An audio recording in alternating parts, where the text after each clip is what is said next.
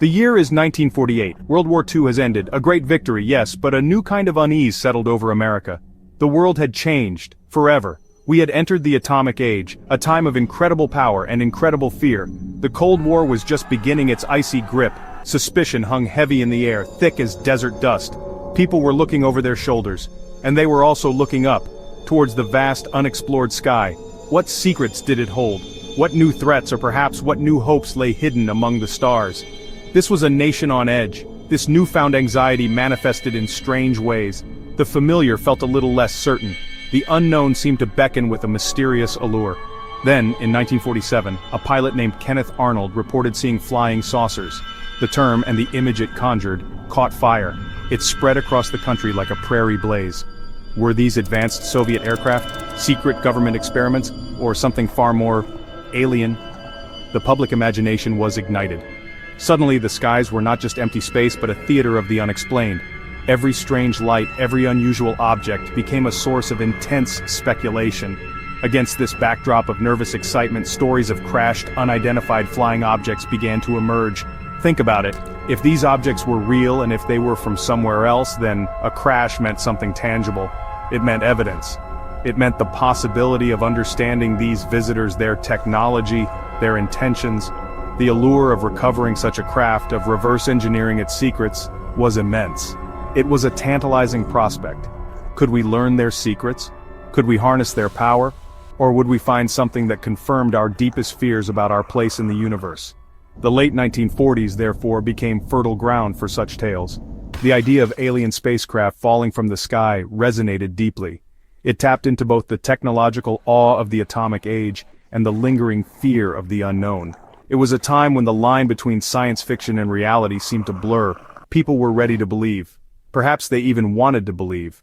A crashed saucer wasn't just a news story, it was a potential turning point in human history, a sign that we were not alone, and that perhaps the universe was far stranger than we had ever dared to imagine.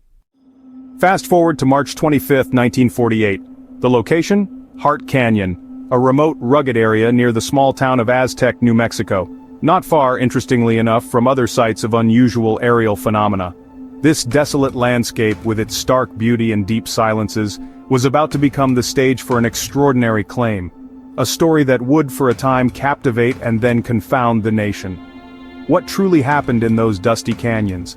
The accounts that surfaced were nothing short of astonishing. Could they possibly be true?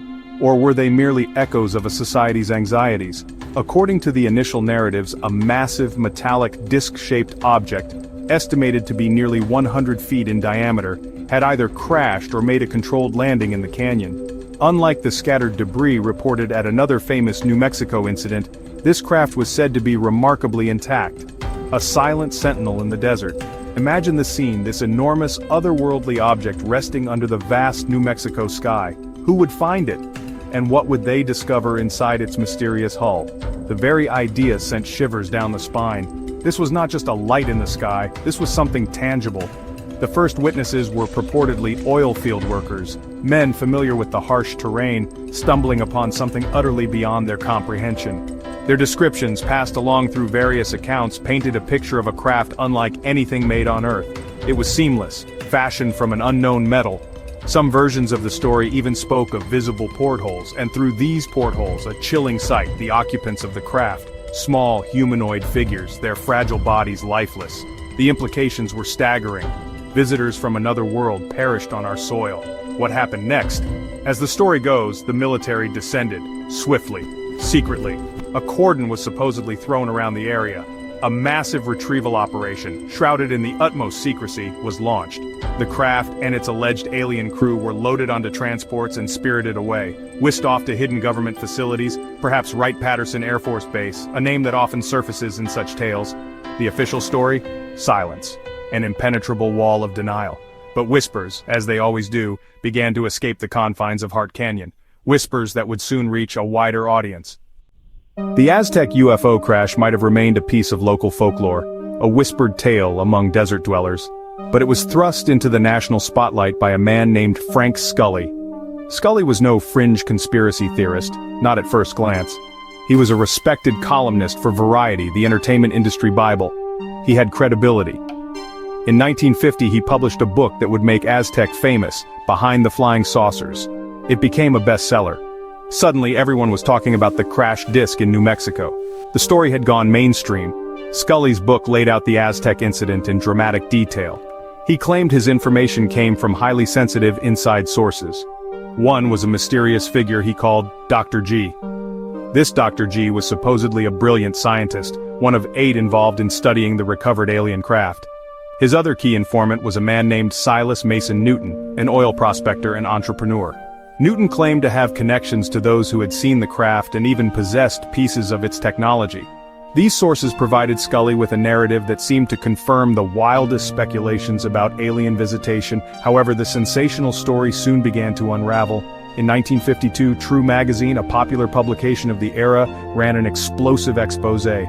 Investigative journalist J.P. Kahn dug deep into Scully's claims. He revealed that Dr. G was actually Leo A. Gebauer, and that Gebauer, along with Silas Newton, were confidence men. They had a history of fraudulent schemes. Kahn alleged they had duped Scully, perhaps to promote bogus alien-derived technology they were trying to sell.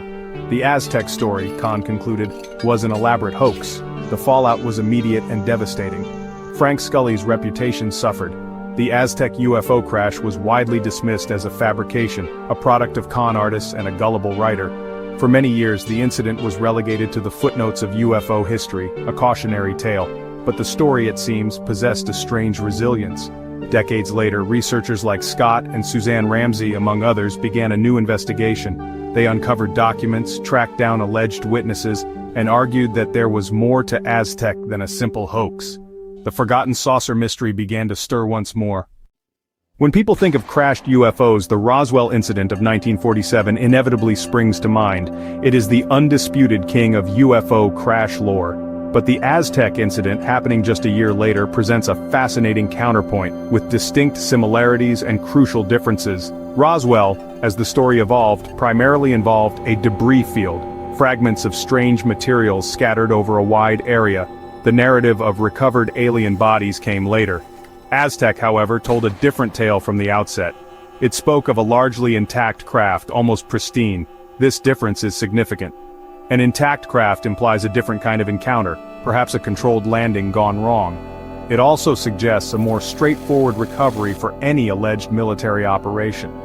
Believers in the Aztec story often point to this aspect. They also highlight the detailed descriptions of the craft and its occupants, which appeared early in the Aztec accounts.